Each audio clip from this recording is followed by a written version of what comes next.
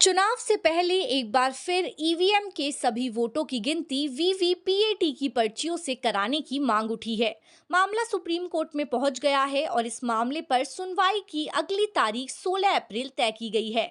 मार्च 2023 में association for democratic reforms यानी ADR ने 100% ईवीएम वोटों और वीवीपीएटी की पर्चियों का मिलान करने की मांग को लेकर याचिका दायर की थी, जिस पर सुप्रीम कोर्ट के जस्टिस संजीव खन्ना और जस्टिस दीपांकर दत्ता की बेंच सुनवाई कर रही है। इससे पहले भी ऐसी ही मांग को लेकर सुप्रीम कोर्ट में याचिका दायर की गई थी, जिस पर जस्टिस बीआर गवई और जस्टिस संदीप मेहता की बेंच ने चुनाव आयोग को नोटिस भी जारी किया था। लेकिन अब 16 अप्रैल को इन दोनों ही याचिकाओं पर जस्टिस खन्ना और जस्टिस दत्ता की बेंच सुनवाई करेगी। ऐसे में आइए समझते हैं कि ये पूरा मामला क्या है और चुनाव से पहले ईवीएम वीवीपीएटी का मुद्दा फिर क्यों उठा है। सबसे पहले जानते हैं कि ये वीवीपीएटी क्या है। भारत इलेक्ट्रॉनिक्स लिमिटेड और electronic corporation of India limited ने साल 2013 में वीवीपीएटी यानी voter verifiable paper audit trail मशीनें बनाई थी। ये दोनों सरकारी कंपनियां हैं। ये ईवीएम यानी इलेक्ट्रॉनिक वोटिंग मशीनें भी तैयार करती हैं। 2013 के नागालैंड विधानसभा चुनाव के दौरान वीवीपीएटी मशीनों का सबसे ज्यादा इस्तेमाल हुआ था। फिर साल 2014 के लोकसभा चुनाव की कुछ सीटों पर ही इन मशीनों का उपयोग किया गया। इसके बाद 2017 के गोवा विधानसभा चुनाव में इसे उपयोग में लाया गया। इसके बाद 2019 के लोकसभा चुनाव में पहली बार वीवीपीएटी मशीनों का उपयोग पूरे देश में किया गया।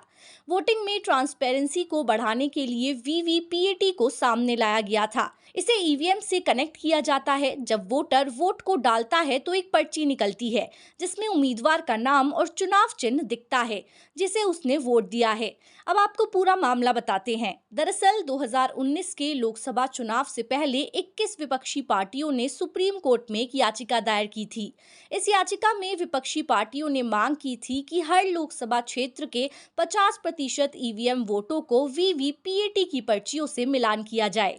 इस पर चुनाव आयोग ने सुप्रीम कोर्ट में जवाब दिया था कि अगर हर लोकसभा चुनाव में 50% ईवीएम वोटों को वीवीपीएटी से मिलान किया जाएगा तो इससे नतीजा आने में कम से कम 5 दिन का समय लग जाएगा। इसके बाद 8 अप्रैल को सुप्रीम कोर्ट ने इस पर फैसला सुनाया। सुप्रीम कोर्ट ने फैसले में कहा कि हर लोकसभा की 5 ईवीएम और वीवीपीएटी में डाले गए वोटों को मिलान करने का आदेश दिया था। बाद में 21 विपक्षी पार्टियों ने सुप्रीम कोर्ट में पुनर्विचार भी दाखिल की थी, जो खारिज हो गई। सुप्रीम कोर्ट ने साफ कर दिया कि वो पुराने फैसले को बदलना नहीं चाहती है। अब जानते हैं कि वीवीपीएटी कितना सही है। 2019 के लोकसभा चुनाव में पहली बार 543 सीटों पर ईवीएम के साथ साथ वीवीपीएटी का भी इस्तेमाल किया गया था। चुनाव आयोग ने 20,625 पोलिंग बूथ पर वीवीपीएटी की पर्चियों और ईवीएम में दर्ज वोटों का मिलान भी किया था और इससे किसी भी तरह की गड़बड़ी नहीं मिली थी। तो ये थी ईवीएम और वीवीपीएटी से जुड़ी पूरी जानकारी। कैसी लगी हमें कमेंट में जरूर बताएं और ऐसे ही खबरों के लिए सब्सक्राइब करना ना भूलें।